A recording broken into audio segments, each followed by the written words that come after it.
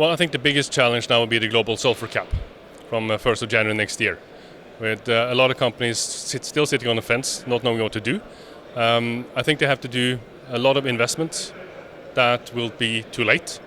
If you look into scrubbers, if they don't comply with the new sulfur rules on the fuel, that means scrubber will have to be installed, but they can't do that in time. That means we have to use these alternative fuels for a period of time, and that will be a costly sort of experience. We also know that if you look into the total number, 3 to 5% of all the vessels in the world will have scrubbers installed.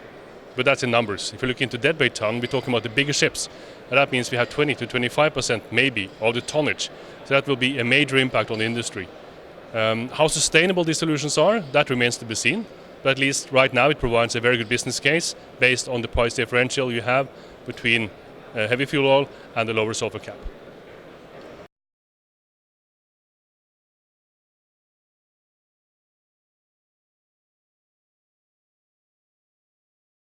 The first one is a proper understanding of how we can utilize performance monitoring. We see a lot of companies that starts with, they get the new data and they just put it in the shelf. Others are investing in really sophisticated equipment and utilize that for every purpose they have. But our recommendation is to start simple, start with what you have, utilize it, get to grips with it, and then decide where to go next. Secondly, investments in proper anti-fouling systems. And by that I mean not the most expensive, but the one mostly suited to the vessel type, trade, etc.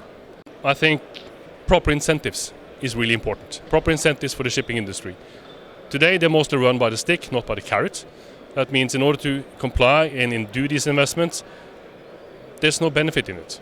So if you can have, like with this Poseidon principle, better lending terms, you can have discounts from harbors, ports. You can have green awards, you can have efficiency ratings, you can have improved pull points and utilization of data. That I think will be really the important things.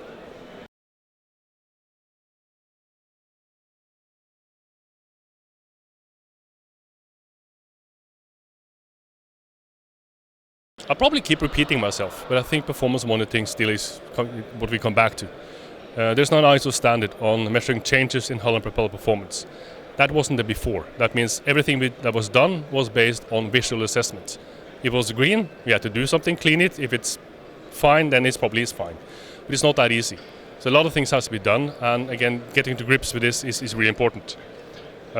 We've been in a lot of customer meetings where we used the data in very fruitful discussions. Not just performance monitoring of hull and propeller performance, but also how can you change the operational patterns. And we learned so much together with customers on how they can change the way they operate the ship. We had a case where a captain ran 50% low, 50% high every single day. That increased the fuel consumption.